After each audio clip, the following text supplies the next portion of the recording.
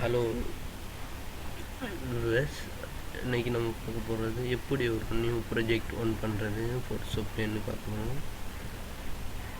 அதுக்கு நீங்கள் பண்ண வேண்டியது போட்டு ஃபைல், கிளிக் நியூ. இது ஷார்ட்கட் கீ பார்த்தீங்கன்னா Ctrl+N, கிளிக் நியூ. இது உங்களுக்கு விரும்பிய நேம் கொடுக்கணும். எக்ஸாம்பிள்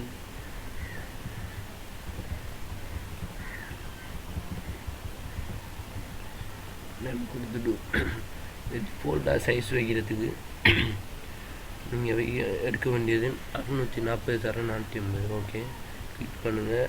ரிசல்யூஷன் 72 இருந்தால் போதும். பிக்சரில் எடுக்கலாம். அடுத்து பேக்ரவுண்ட் கலர் இருக்குது, டிரான்ஸ்பரண்ட் இருக்குது, ஒயிட் இருக்குது. நீங்கள் ஒயிட்டில் எடுக்கலாம். இதுக்கு சைஸ் 90 கேபி எடுத்துருக்கீங்க. ஓகே, கலர் மோட் வந்து RGBயில் இருக்கட்டும். ஓகே பண்ணுங்கள்.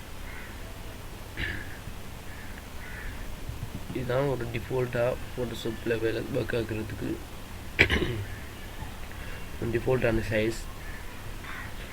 இன்றைக்கி நம்ம என்ன பார்ப்போம்னா, பேக்ரவுண்டுக்கு solid கலர் கொடுக்குறதும், கிரேடியன்ட் கலர் டூல் அந்த யூஸ் பண்ணி எப்படி செய்கிறேன், பெயிண்ட் பக்கெட் டூலை யூஸ் பண்ணி என்ன பண்ணுறது, கிரேடியன்ட் டூலை யூஸ் பண்ணுறது என்ன பண்ணுறது. பேசிக்காக பெயிண்ட் பக்கெட் டூல் இருந்தால் நம்ம ஒரு கலர் செலக்ட் பண்ணுங்கள்.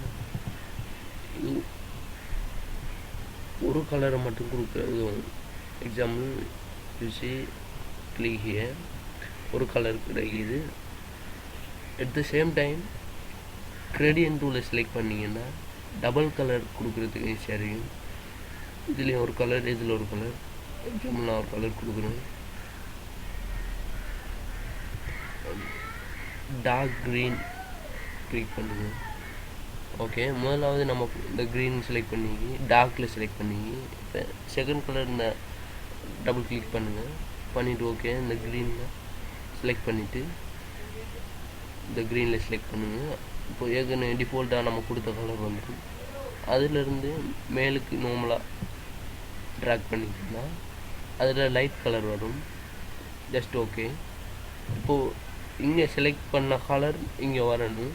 அப்படி வரலைன்னா இந்த அம்புக்குடி மாதிரி இதில் கிளிக் பண்ணி செலக்ட் பண்ணிக்கோங்க. ஓகே, இதுலேயே 5 வெரைட்டிஸ் இருக்குது. ஒன்று இதை பார்ப்போம்.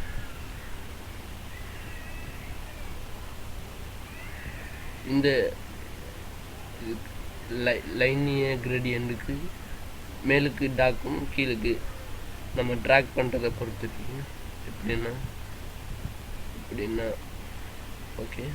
அடுத்து பார்த்தீங்கன்னா ரேடியல் கிரேடியன்ட். இது நடுவில் சரியாக சென்டர் பாயிண்டில் அந்த டாகை கொடுக்கும். ஓகே, அடுத்து என்னென்னு பார்த்தீங்கன்னா ஏங்கிள்னால் ஒரு சைடை பொறுத்து இந்த பேப்பரை மடித்த மாதிரி காட்சி அளிக்கும். அடுத்து பார்த்தீங்கன்னா ரிஃப்ளெக்ட் கிரேடியன்ட். இது என்னென்னா க்ளோ எஃபெக்டில் கிரேடியன்ட் ஆகும். ஓகே, அடுத்து என்னென்னு பார்த்தீங்கன்னா டைமண்ட். சென்டரில் டைமண்ட் ஷேப்பில். ஓகே, இதை பாருங்கள். ஓகே, இவ்வளோ தான் இதில் கிரேடியன்ட் டூலும் பெயிண்ட் பக்கெட் டூலும் பெயிண்ட் பண்ணுறதுக்கு தெரிஞ்சிருக்க வேண்டிய பேசிக் விஷயம் இவ்வளோ தான்.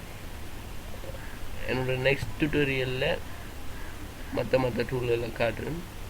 அது வரைக்கும் தேங்க்ஸ் ஃபார் வாட்சிங்.